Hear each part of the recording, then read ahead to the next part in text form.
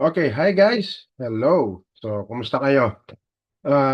Today, no, we are going to discuss yung another topic natin. Okay?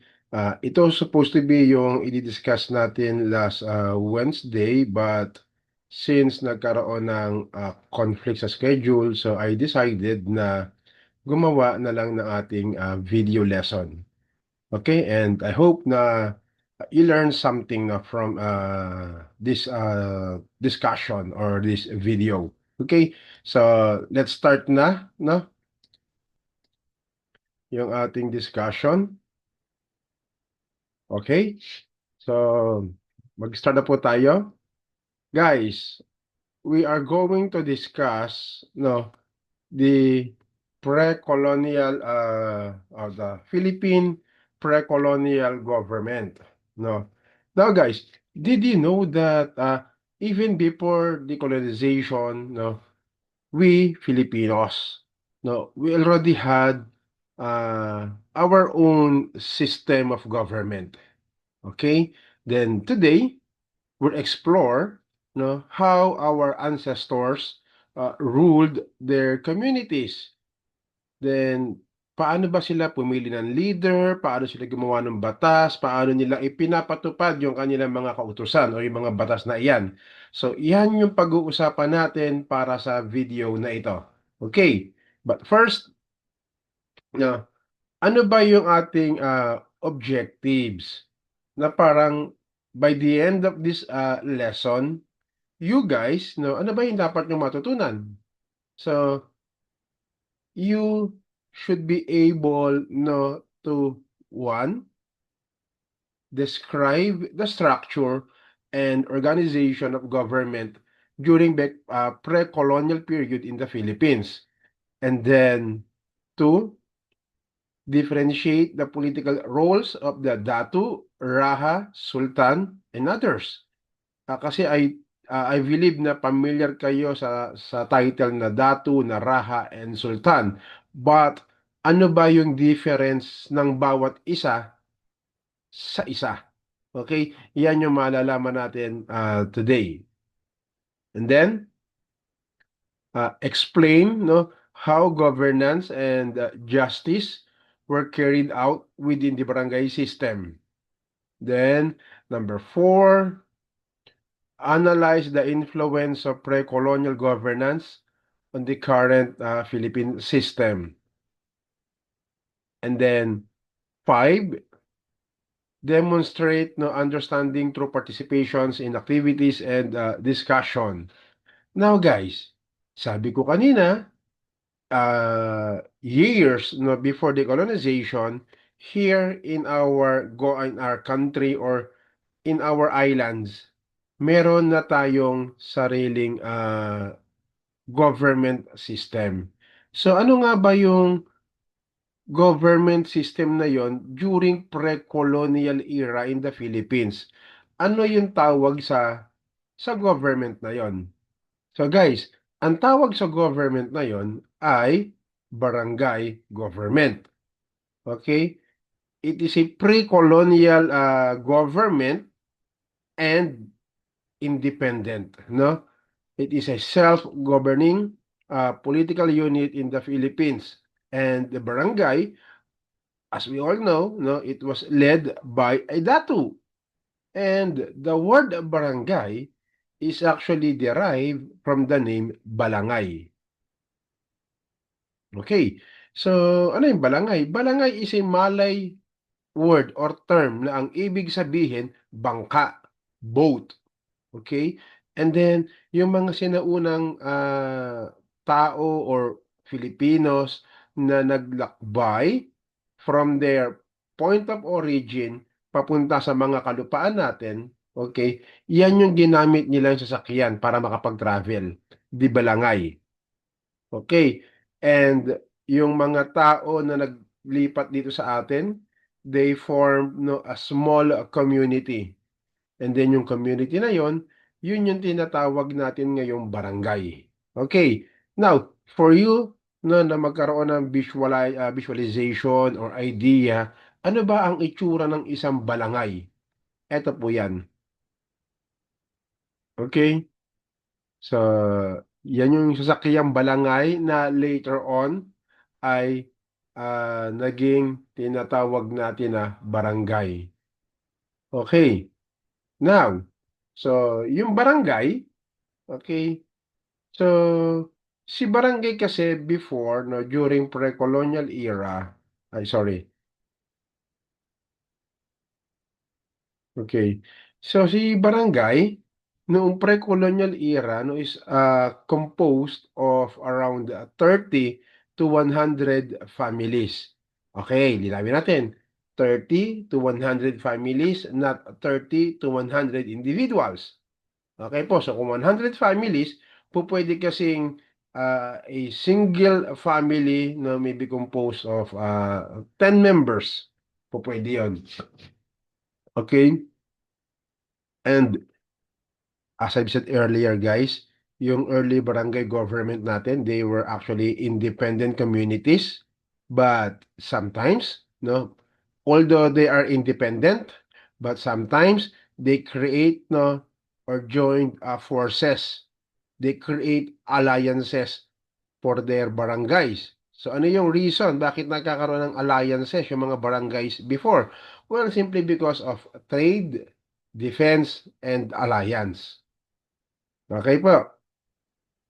Now, so sabi nga natin, no, yung mga tao before, yung nag-travel, they were actually the Malay group of people or the Malayan immigrants.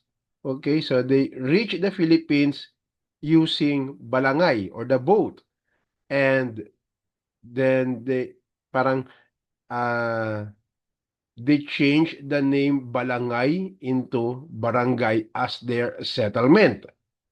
Okay, so bakit barangay? Bakit yun ang ginamit nila? Well, simply because no, they want to commemorate their sailing days and to honor the sailboat na nagdala sa kanila dito sa ating lupain. Kaya from barangay, they convert it into barangay as settlement. Okay, now, there are some barangays na maliit, may malaki.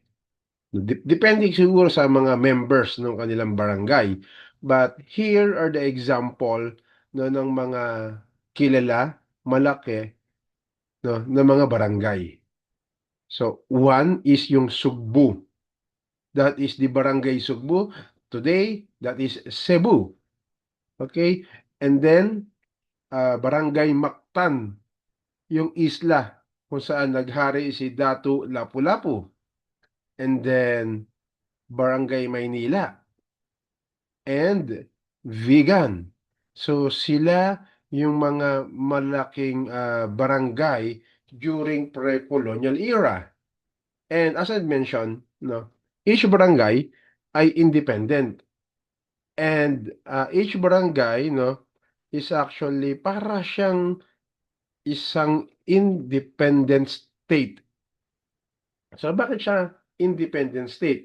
Well, simply because each barangay, no, contain the element or elements of statehood. So meron kasi tayong four elements ng statehood. So ano-ano nga ba yung four elements na yan? No? What's the four elements of statehood? First is territory. When we say territory, this is the geographical area under the jurisdiction of a certain barangay. Iyan yung kanyang nasasakupan. Okay, that's the first element. What is the second element? Well, second element of the statehood is the people or tinatawag natin sila ng mga citizen, mamamayan. Each barangay has a definite territory and then in their territory, meron diyang mga naninirahan na tao. Kumbaga, yan yung kanilang miyembro ng barangay. Constituent, ika nga. Okay. Now guys, the third element ng statehood, kailangan natin to so that the people live in our territory ay magkaroon ng maayos na pamumuhay. Ano ito? That is the government. Okay.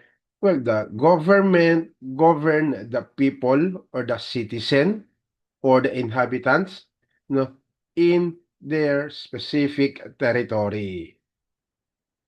Okay, now, fourth element or the last element ng statehood is called sovereignty. Sovereignty or supreme power or authority or the power to govern its territory, people, and government. Okay? So the government manage their people inside their territory, no, through the government. Well, simply because of sovereignty.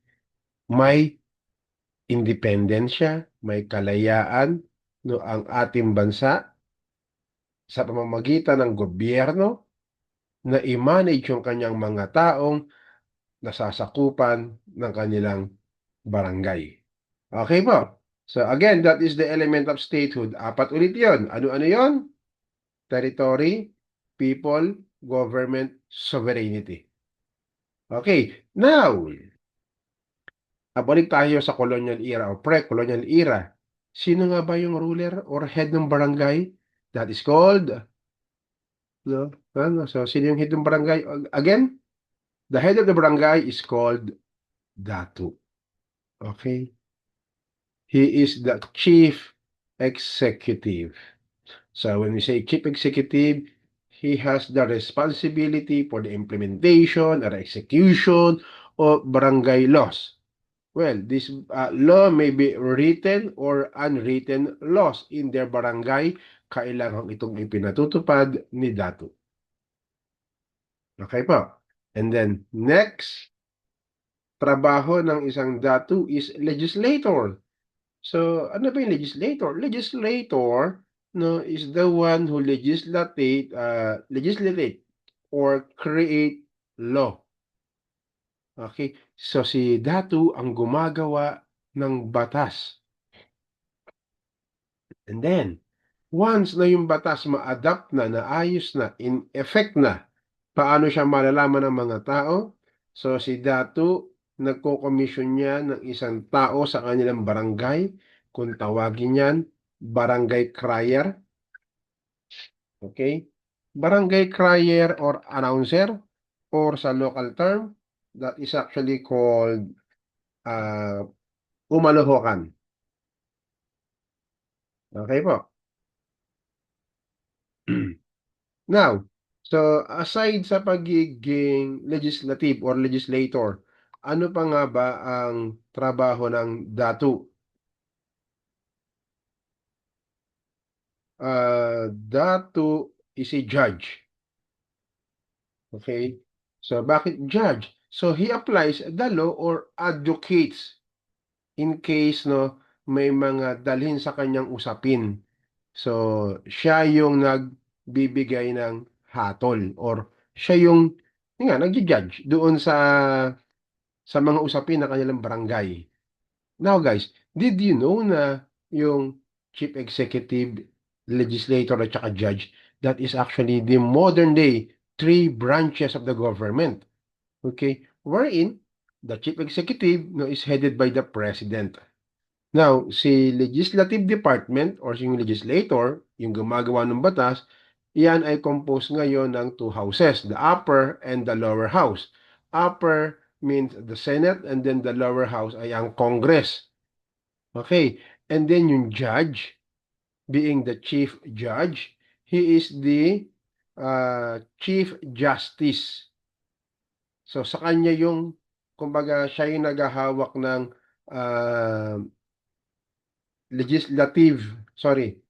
judicial department, judicial department. So, guys, today, yung tatlong yun, separate branches yan, tapos iba-iba yung head.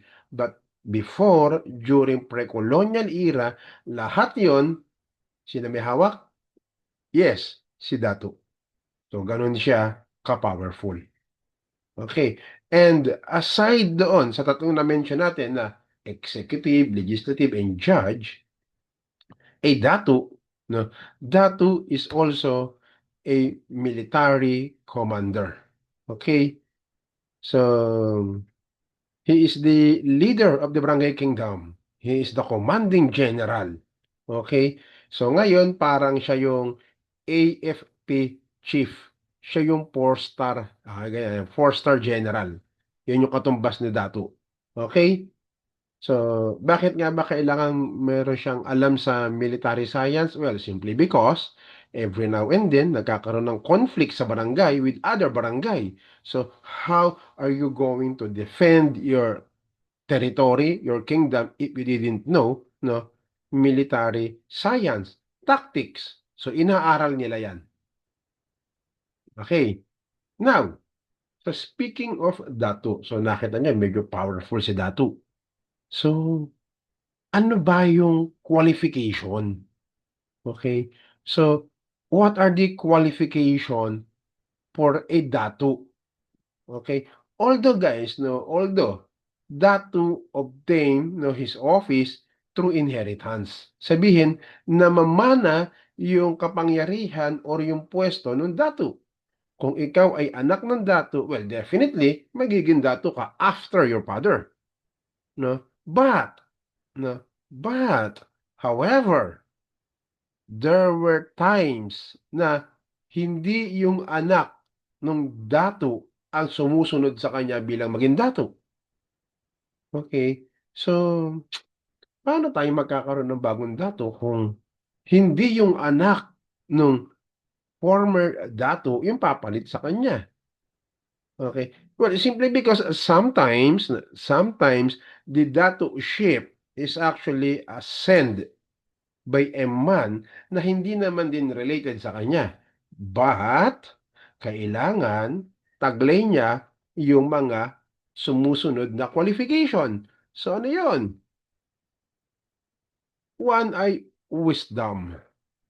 So, a certain datu or yung pipiliin nating datu must possess extreme wisdom. Okay, so ano ba yung wisdom? It is the quality of having experience, knowledge, and good judgment. Okay, so na-mention ko yung knowledge.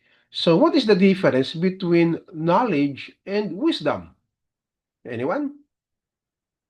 Oh, sige, ganito, para tayo mahirapan.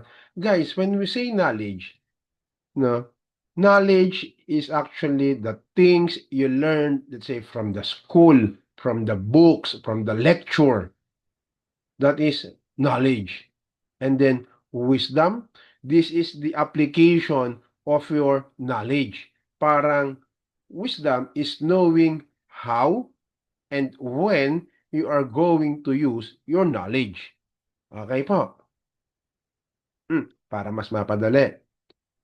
Ang knowledge, let's say, knowledge is knowing that a tomato is actually a fruit and not a vegetable. That is knowledge. Wisdom, not putting the tomatoes doon sa fruit salad. Okay, that is wisdom. Na parang alam mong hindi magiging okay yung fruit salad if you put some tomatoes. And yung wisdom ay nakukuha natin yan through the years of experiences. Okay. So, next. Ano yung sumunod na qualification for datu? That is strength. No? Kailangan ay nagpo-possess ng lakas yung ating pipiliing bagong datu. Hindi lang wisdom, kailangan din may strength. Okay.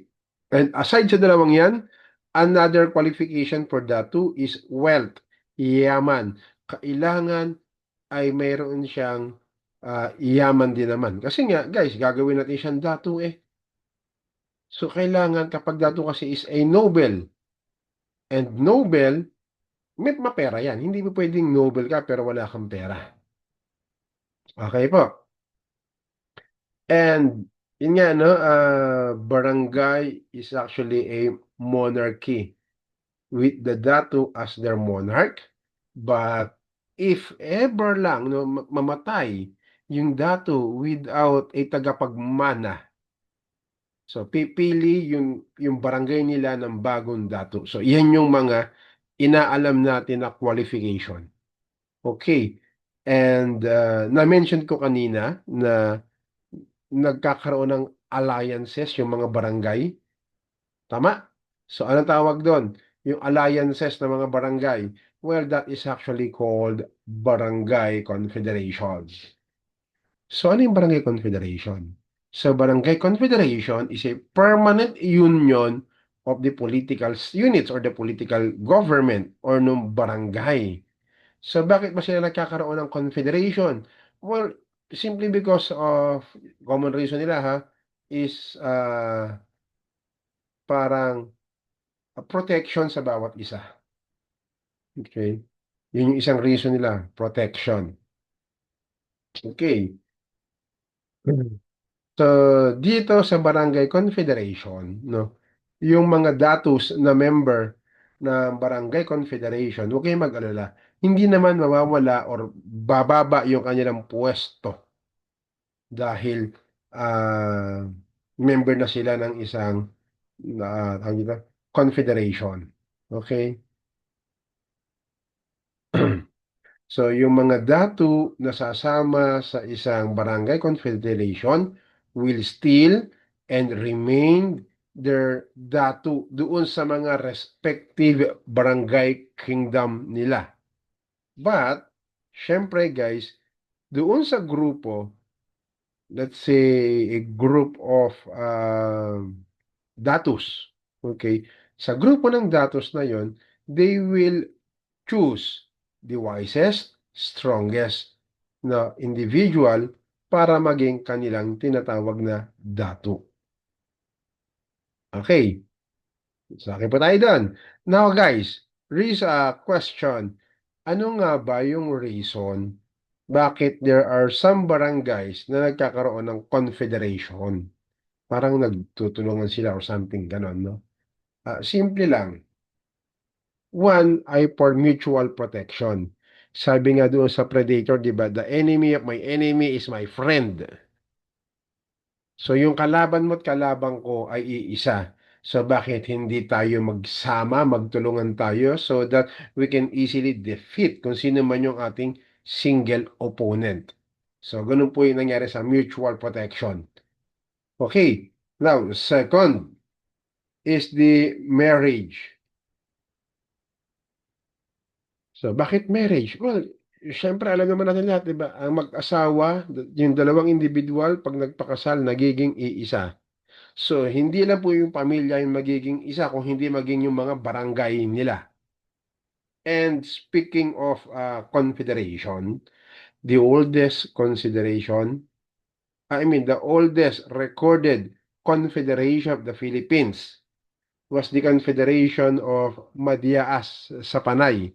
Ito yung mga Bornean individual na nag-travel from their point of destination papunta sa atin. And then, bumili sila ng kanilang lupain kay uh, ruler ng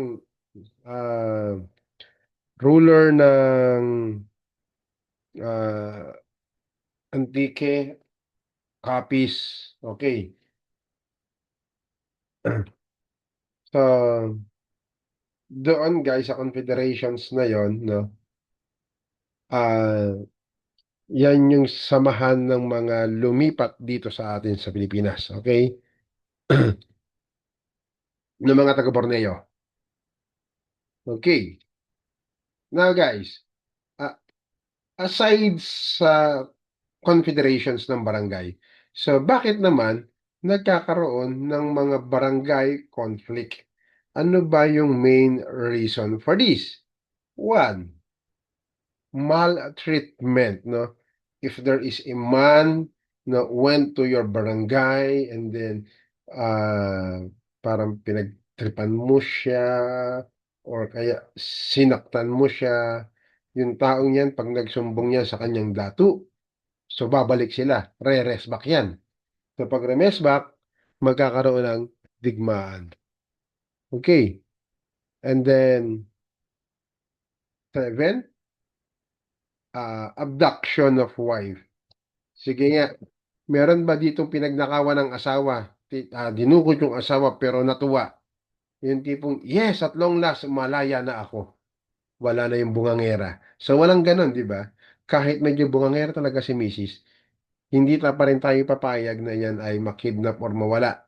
Lalong-lalo na, no? Kung, ah, I mean, kung talagang mahal na mahal mo yung asawa mo, abay, talagang makikipagtalo kang maigi. Di ba?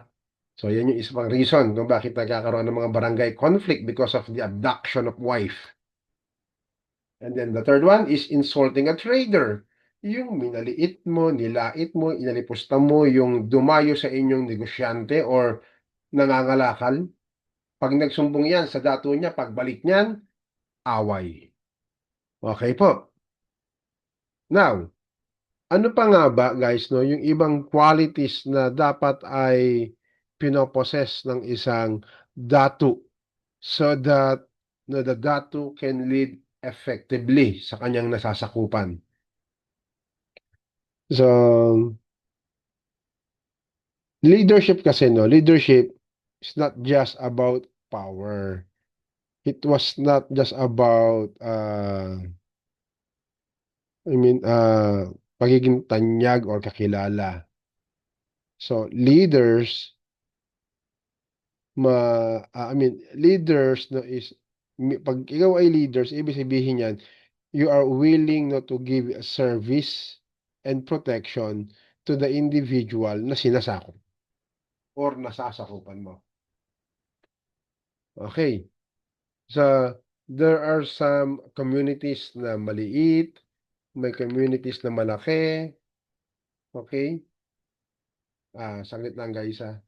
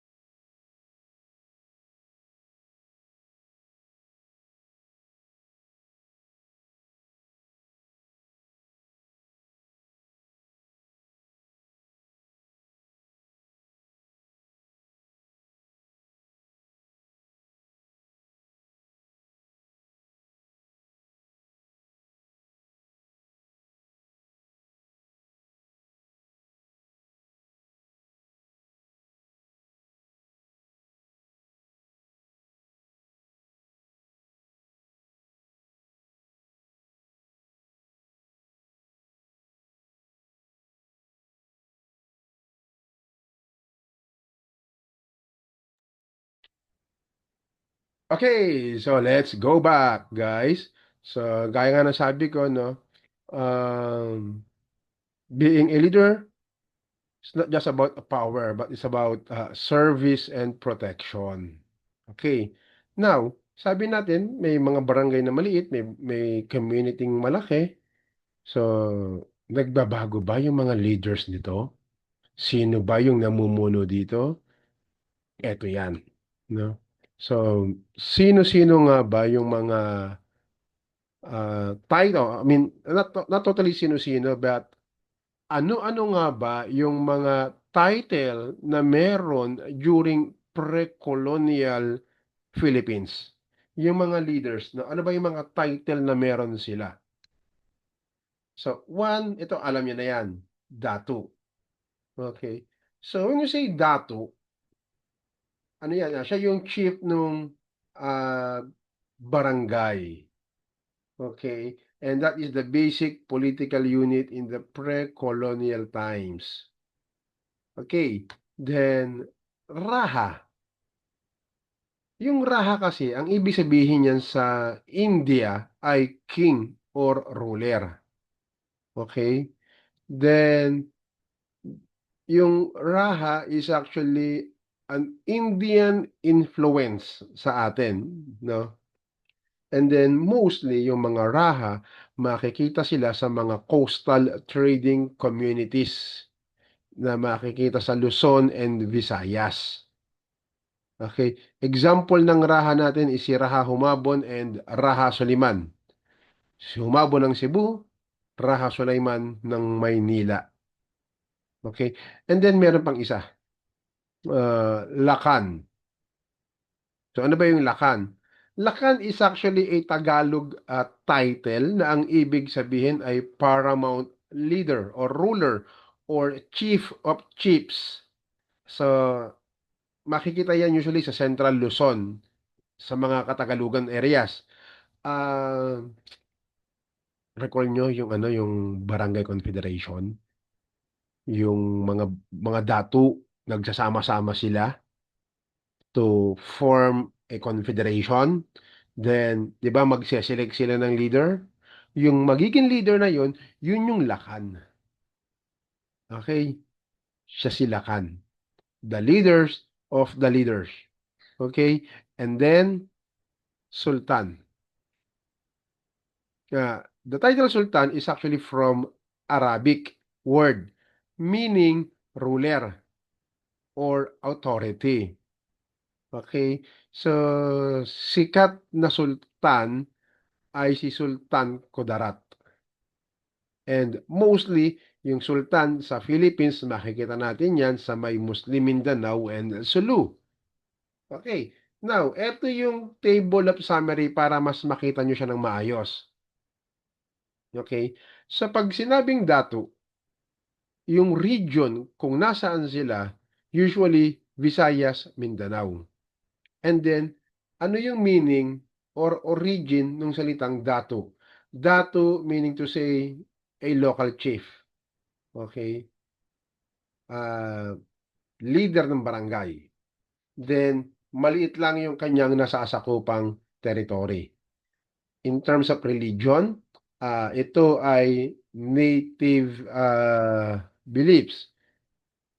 Sila yung mga parang pagano or animism, yung sumasamba sa mga puno, halaman, sa bundok, no? Yun, ganun sila. And then yung scope of power ng datu ay pambarangay level. Now, yung Raha, makikita natin yan sa Luzon and Visayas.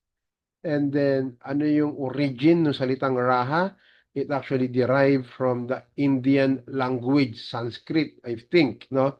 Ibig sabihin ng Raha ay king. Ano yung religion na pinapractice sa Rahanate? Since, ano yan, since Indian yan. So, yan ay Hindu, Buddhism, and then early Islamic. Yung kanyang scope of powers, again, saan siya makikita?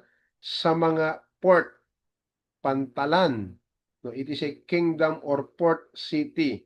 Kaya nga ang tanyag dyan si Raha Soliman ng Maynila at saka si Raha Humabon ng Cebu. And then yung Lakan, ang region niya na kung saan siya malamit makikita ay sa Central Tagalog or sa Luzon. And then yung kanyang origin, it is a native Tagalog for paramount leader or yung leader of the leaders. Okay po. Siya yung pinuno ng mga pinuno. Then religions nila or religion is native beliefs. So kung ano man yung sinasamba ng mga datu, ganun din yung sinasamba ng mga Lakan. And yung kanyang scope of power being Ilakan ay over several barangays. Well, it depends on ilang barangay ba yung pumasok sa isang confederation. Okay. Then, next one, the last one, ay Sultan. Ang region niya nasa Mindanao and Sulu, and then origin niyan, nanggaling siya sa salitang Arabico or Arabico, na ang ibig sabihin ay ruler. And then, ang religion ng mga yan ay Islam. And then, yung kanyang scope of power ay within the Sultanate Kingdom. Okay po. Now, no, di ba sabi natin kanina si Raha, si Datu, si Sultan, gumagawa siya ng mga batas, kautusan para sa kanilang nasasakupan. But, Actually, hindi naman iyon solong ginagawa ng dato, ng raha, sultan, and lakhan. Bakit? Well, simply because meron silang tagapayo, no? Ito yung nag-a-advise sa kanila. So sila yung tinatawag na Council of Elders. They were respected men known for their wisdom and experience. Okay? Ang trabaho ng council ay to help the datu in making decisions, especially resolving conflicts of their interest. Okay. Now, ano nga ba yung mga role or roles na ginagampanan ng isang Council of Elders? One, advisory council. Sila yung nagpo-provide ng guidance and recommendation to the community leader. So in this discussion, we are referring to the dato. Yung advisory council, sila yung nagbibigay ng payo o rekomendasyon doon sa kaparusahan, no, ng nasasakupan ng kanilang barangay. Okay. Next is decision making. So the council, no, can be the primary decision making body in some societies, na kung saan sila na mismo yung nagbibigay ng para ano ba yung dapat na makuhang penalty, let's say, or paano ba i-resolve yung isang usapin, yung Council of Elders na yung gumagawa ng paraan. Next ay conflict resolution.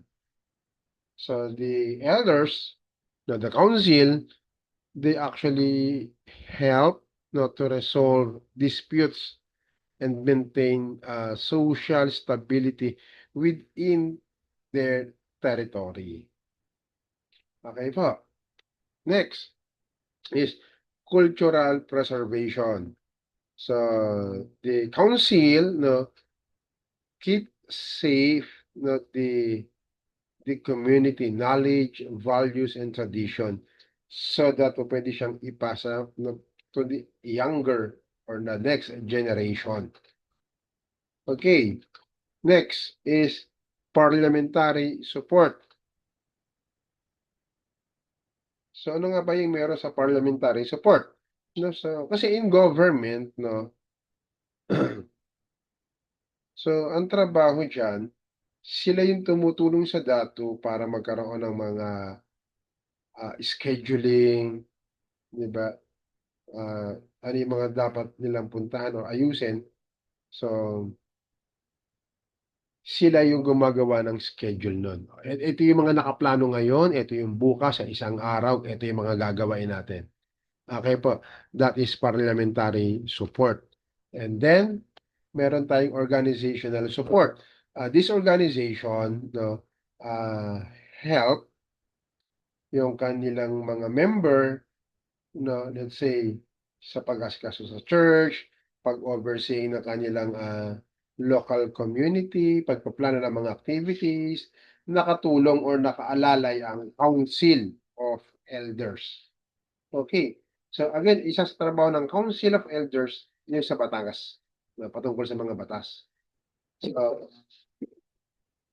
paano ba yung laws and justice system during pre-colonial era? Simple lang. Yung kasing kanilang justice during pre-colonial era ay nakabase sa tinatawag na customary laws. Ano yung mga nakasanayan nilang batas? Paano i-apply yung batas? Yun yung ginagawa nila. Okay. Now, ano-ano nga ba yung klase ng laws and justice system in the Philippines? So actually, meron tayong tinatawag na trial by jury. Okay. Sa trial by jury, si Datu mag-act siya as the chief judge while the councils, no, become the juror. Sila yung maglilitis doon sa tao kung nagsasabi ba ng totoo or hindi. Okay po.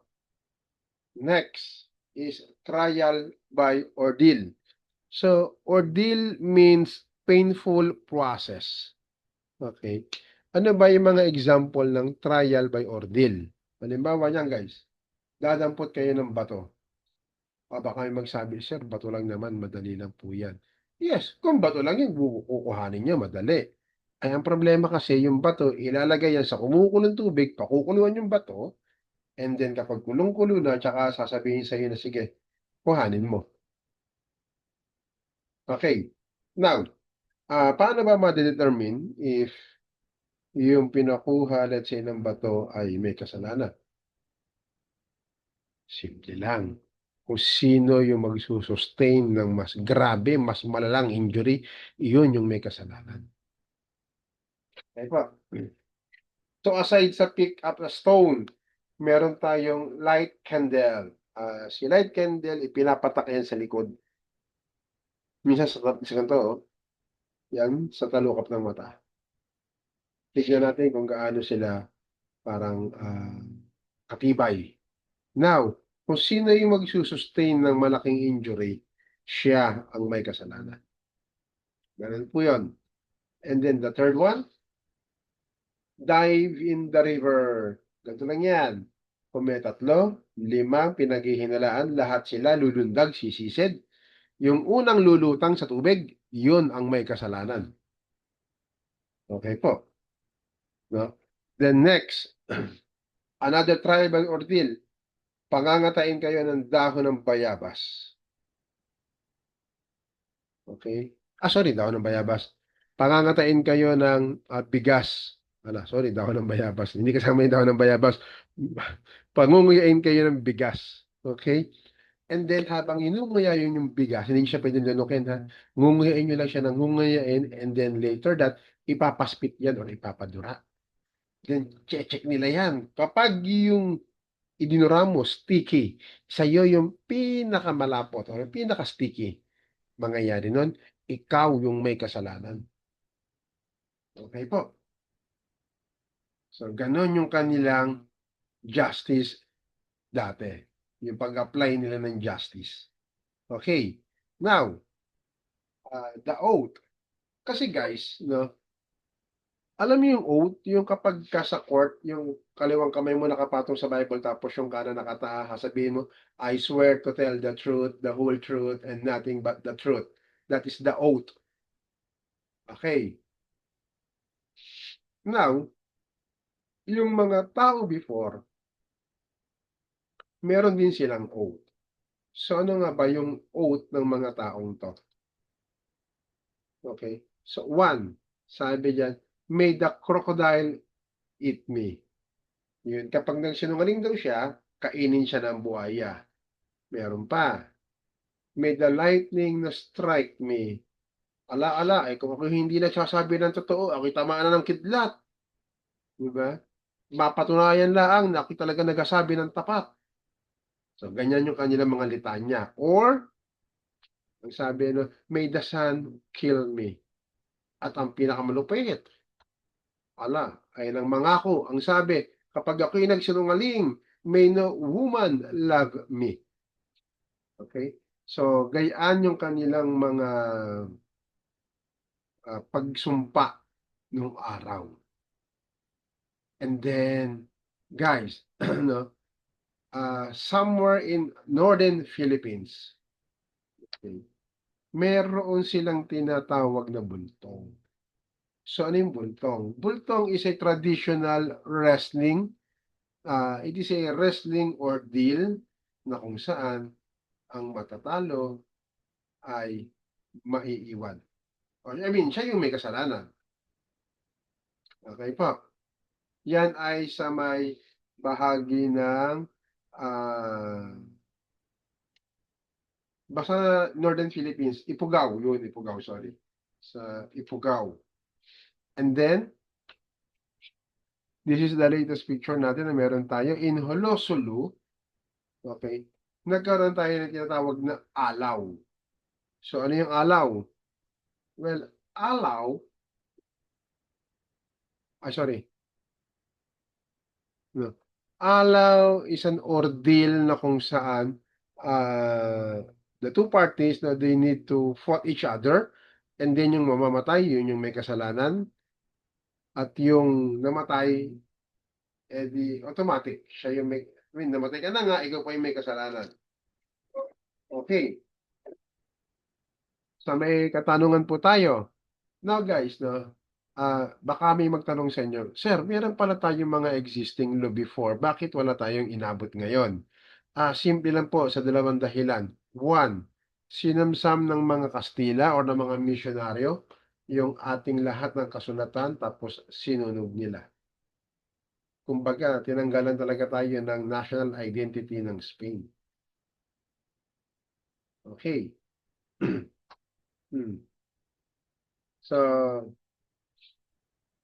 aside sa sinunog siya ng Spain, no, yung ating mga pinagsulatan kasi, hindi siya masyadong matibay sa balat ng punong kahoy, sa dahon ng saging. Pag natuyo, nasisira talaga yun kasi nalalanta. Okay po. Hmm. Is there any questions, clarifications, verification regarding sa topic? Kung meron po, paki-message na lang sa ilalim sa comment section. Okay, and then pilitin natin siyang masagot sa abot ng ating makakaya. Okay po. So guys, hanggang dyan lang muna tayo, and then let's meet up no next time. Okay.